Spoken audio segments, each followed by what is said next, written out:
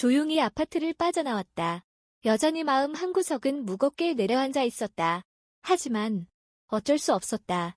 아내와 나는 가게 확장 문제로 며칠 동안 바쁘게 지냈다. 가게가 커지면서 남자 직원과 여자 직원을 한 명씩 더 고용했다. 다시 가게가 안정되면서 나에게도 조금의 여유가 생기기 시작했다. 자기야, 오늘 저녁엔 엄마랑 외삼촌 병문안 가기로 했으니까 같이 갈 거지? 그래. 그럼 내가 먼저 장모님 댁에 가 있을까? 아니야, 조금 있다가 같이 가자. 나는 아내보다 먼저 가서 장모님과 오랜만에 조용한 시간을 보내려는 계획이 무산되고 말았다. 모든 것이 숲으로 돌아갔다. 아파트 입구로 들어서자 큰엄마, 선혜가 한 중년 여성과 함께 나오는 모습이 보였다. 50대 중반쯤 되어 보이는 그 여인은 이 아파트에 사는 친구인 듯했다. 큰엄마, 어디 가세요? 아내가 먼저 인사를 건넸고 나도 옆에서 고개를 숙였다. 오, 연희구나. 윤서방도 잘 있었지? 나는 가벼운 미소로 답했다. 안녕하세요, 큰엄마. 오랜만이에요. 어머, 그래요. 자네가 윤서방이구나. 큰엄마의 친구는 나를 바라보며 낯선 듯 하지만 어딘가 호기심이 어린 눈빛으로 미소를 지었다. 큰엄마, 늦은 시간에 어디 가세요? 아내가 물었다. 응, 친구랑 공원에 잠깐 나가보려고. 윤서방, 인사하게. 이 아파트에 사는 친구야. 안녕하세요. 아, 안녕하세요.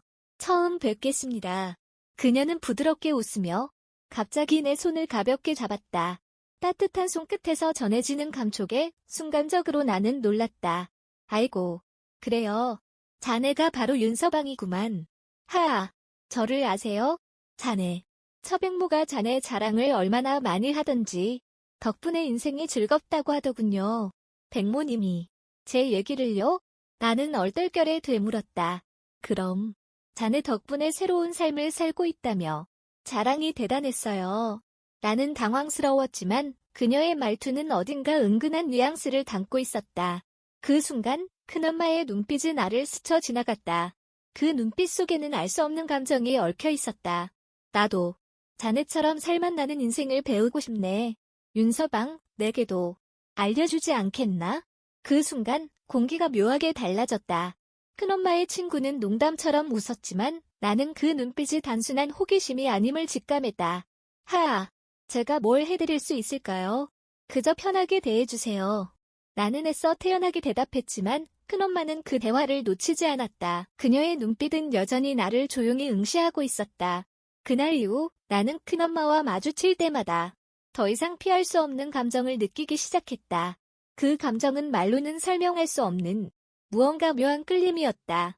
큰엄마의 시선이 내게 머무를 때면 시간이 멈춘 듯했고 그 속에서 나는 한 번도 느껴보지 못한 감정의 깊이를 깨닫고 있었다. 하지만 그 감정은 절대 드러나서는 안 되는 지켜야 할 금기였다. 아내와 나는 큰엄마와 헤어진 뒤 장모와 함께 병원으로 향했다.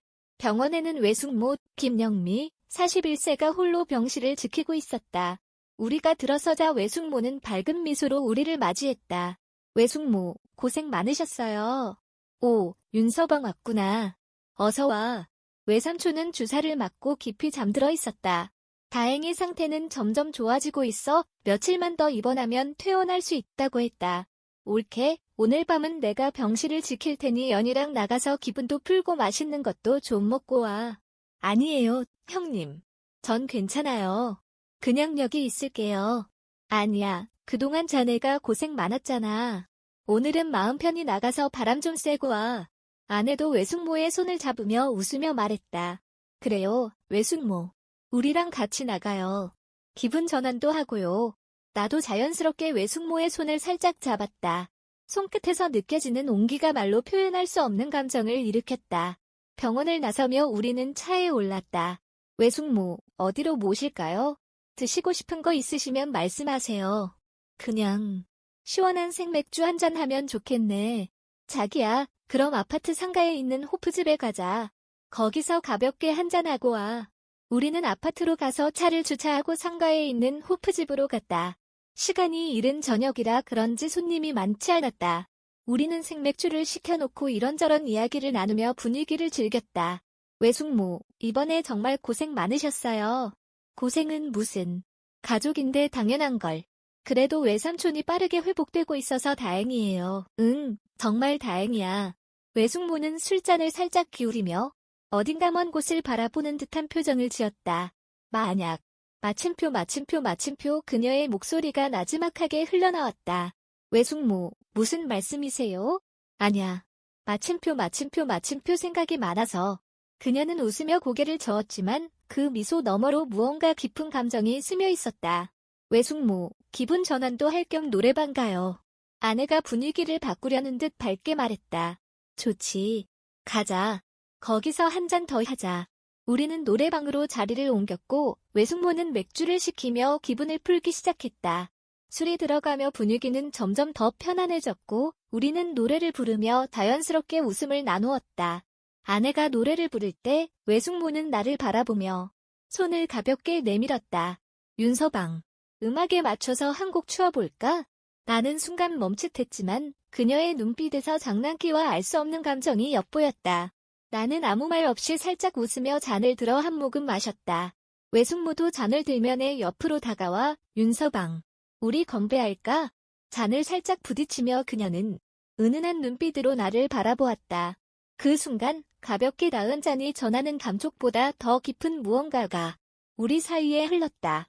술기운이 퍼지며 시간은 조금씩 느려졌다. 그녀와 나 사이의 공기는 말로 설명할 수 없는 감정으로 가득 차 있었다. 이제 그만 들어가야겠어요. 아내가 밝게 웃으며 자리에서 일어났다. 그래, 가자. 오늘은 이 정도면 충분하겠지. 외숙모는 미소를 지었지만 그 눈빛은 여전히 무언가를 숨기고 있었다. 그날의 노래와 술잔 사이에서 우리는 아무도 말하지 못한 비밀을 가슴 깊이 묻어두었다. 얼마나 잤을까? 나는 간단히 샤워를 한 후 주방으로 들어가니 두 여자가 먼저 식사를 하고 있었다. 자기, 빨리 밥 먹어. 가게에서 손님 만나기로 하였단 말이야. 시간 없어. 알았어. 식사가 거의 끝날 무렵 가게에 있던 처제에게서 전화가 온다. 아내는 식사를 하다 말고 자리에서 일어서며 여보, 지금 손님이 기다리니 나 먼저 갈게. 자기는 외숙모 병원에 모셔다 드리고 와. 그 며칠 사이에 외삼촌은 퇴원하여 통원치료와 재활을 시작했다. 점심 식사를 마치고 늦은 오후 나는 장모님의 아파트로 향했다. 거실에는 장모님의 친구로 보이는 3명의 중년 여성이 앉아 있었다. 윤서방, 인사하게. 내 친구들이야. 안녕하세요. 나는 정중히 인사하며 가볍게 고개를 숙였다. 호, 윤서방 안 깨나. 서 있지 말고. 장모님은 감주를 가져와 내 앞에 놓으며 웃음을 띄었다. 윤서방, 더운데 시원하게 마시게. 고맙습니다. 나는 장모님의 친구들과 가벼운 대화를 나누다가 자리에서 일어났다. 나중에 다시 올게요. 나는 처형에게 가기로 마음먹고 전화를 걸었다. 하지만 처형은 시부모님이 와 계시다며 내일 오라고 했다. 이런 제기랄. 나는 혼잣말을 중얼거렸다. 이제 남은 선택지는 가게에서 일하고 있을 처제였다. 나는 처제에게 전화를 걸었지만 처제도 손님과 상담 중이라 자리를 비울 수 없다고 했다. 남은 선택지는 아내뿐이었다. 나는 하는 수 없이 가게로 차를 몰았다. 가게에 들어서니 처제는 여전히 상담 중이었고 아내는 장부 정리를 하고 있었다. 나는 아내와 함께 가게 안쪽에 있는 방으로 들어갔다. 그런데 그 순간 누군가 문을 열고 들어왔다. 문을 연 사람은 별표이라는 강미란 38세 미실 쉼표 별표이었다. 미안해요. 아무도 없는 줄 알고. 강 여사는 순간 당황한 듯 얼어붙었다. 노크도 없이 들어와서 마침표.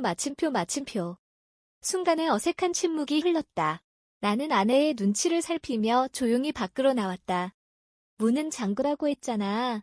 아내는 나를 보며 살짝 질책하는 눈빛을 보냈다. 그런데 강 여사가 나를 조용히 불렀다. 사장님, 저 오늘 좀 일찍 퇴근하면 안 될까요? 나는 놀란 듯 그녀를 바라보았다. 무슨 일 있어요? 아니요. 그냥 일이 좀 있어서요. 그래요. 퇴근하세요. 고맙습니다, 사장님. 강 여사는 고개를 숙이며 가볍게 미소 지었다. 강 여사가 퇴근하고 얼마 지나지 않아 내 휴대폰이 울렸다. 여보세요? 사장님, 저예요. 강미란입니다. 예? 강 여사님? 그녀의 목소리는 조금 평소와는 다른 기운이 느껴졌다. 사장님, 지금 도로 건너편에 새로 생긴 지하 카페에 있어요. 혹시 저랑 잠깐 차 한잔 하실래요?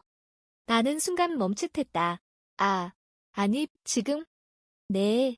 오실 거면 오시고, 싫으면 안 오셔도 돼요. 강 여사는 짧은 침묵 끝에 의미심장한 말을 남기고 전화를 끊었다. 나는 잠시 망설였다. 가도 되는 걸까? 그녀의 목소리에는 분명히 무언가 말로 표현하기 어려운 감정이 담겨 있었다. 하지만 이성은 분명히 멈추라고 신호를 보내고 있었다. 잠깐 다녀올게. 나는 아내에게 잠깐 다녀온다고 말한 뒤 무거운 발걸음으로 문을 나섰다. 지하 카페에 들어서자 강 여사는 한쪽 구석에 앉아 나를 기다리고 있었다. 그녀는 나를 보자마자 은은한 미소와 함께 손짓했다.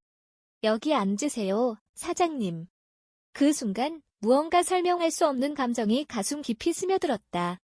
그날 저녁 한 잔의 커피와 함께 우리는 말로 하지 못한 감정을 조용히 마주하고 있었다. 지하에 있는 카페로 들어서자 은은한 조명이 흐릿한 분위기를 자아냈다. 카페 안은 예상보다 훨씬 넓고 한쪽은 조용하고 차분한 분위기, 다른 한쪽은 사람들이 삼삼오오 모여 웃고 떠들며 맥주를 즐기고 있었다. 내가 카페로 들어서자 한쪽 구석 칸막이가 둘러진 자리에서 강미란이 살짝 손을 흔들며 나를 맞이했다. 사장님, 여기에요. 그녀의 목소리는 밝았지만 눈빛은 묘한 설렘과 긴장감으로 가득 차 있었다. 자리에 앉자 강미란은 이미 반쯤 비워진 맥주잔을 들고 있었다. 강 여사님, 벌써 한잔 하셨네요? 나는 가볍게 웃으며 농담을 던졌다. 기다리다 보니 목이 말라서요. 사장님은 안 마실 거예요? 그녀는 장난스러운 눈빛으로 나를 바라보며 조금 더 가까이 다가왔다. 나는 잔을 들어 그녀의 잔에 술을 따르며 은근한 미소를 지었다. 그럼 오늘은 기분 좋게 한잔하죠. 우리는 가볍게 잔을 부딪히며 조용한 설렘 속에서 술을 나누었다. 사장님, 저 오늘 조금 이상해요. 강미라는 잔을 내려놓으며 어딘가 망설이는 듯한 눈빛으로 나를 바라보았다. 무슨 말이에요? 그냥 오늘은 사장님과 이렇게 있는 게 이상하게 마음이 편안해서요. 그녀의 목소리는 낮고 부드러웠다. 그 눈빛 속에는 말하지 못한 감정이 가득 차 있었다. 강 여사님, 오늘 무슨 일이 있었어요?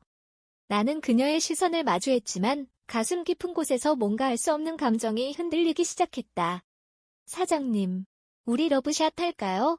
강미라는 장난스럽게 웃으며 살짝 내 잔을 들어 올렸다.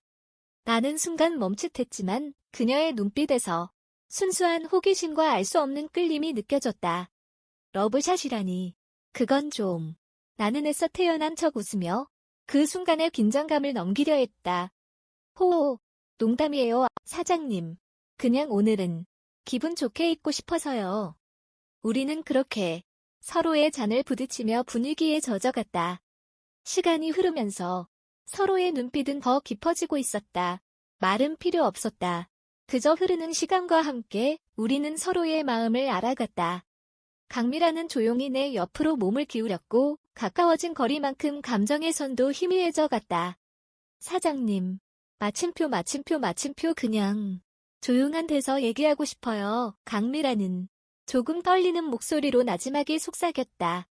그 눈빛 속에는 말하지 못한 감정과 흔들리는 마음이 고스란히 담겨 있었다. 여기 너무 시끄럽죠? 나는 조용히 고개를 끄덕이며 무언가 더 깊은 곳으로 빠져들고 있음을 느꼈다. 우리는 조용한 공간을 찾아 작은 방에 있는 프라이빗 룸으로 들어갔다. 방 안은 은은한 조명과 따뜻한 공기가 감싸고 있었고 좁은 공간은 서로의 거리를 더욱 가깝게 만들었다. 여긴 괜찮네요. 조용해서 강미라는 살짝 안심한 듯한 미소를 지으며 나를 바라보았다. 나는 아무 말 없이 고개를 끄덕였다. 사장님, 오늘은 이상해요. 왜 이렇게 마음이 불안한지 모르겠어요. 강미라는 와인잔을 살며시 들고 조용히 나를 바라보며 말을 이어갔다. 그냥 오늘만은 사장님과 이렇게 있고 싶어요. 그녀의 목소리는 조금은 떨리고 있었고 그 눈빛 속에는 멈출 수 없는 감정의 물결이 넘실거리고 있었다. 마침표.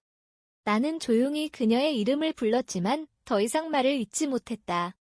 조용한 방 안, 서로의 숨결이 닿을 만큼 가까워진 순간 모든 것이 멈춘 듯했다. 창수 씨, 이러면 안 되는 거 아는데. 강미란의 목소리는 작은 떨림과 함께 멈칫했다. 하지만 그 순간 우리는 더 이상 멈추지 않았다. 조명이 흐릿하게 밝혀진 방 안, 서로의 감정은 닫힌 문 안에서 서서히 피어나고 있었다. 모든 말은 사라지고 남은 것은 오직 서로의 눈빛과 마음뿐이었다. 그녀는 나지막이 속삭였다. 이 순간만은 아무도 마침표.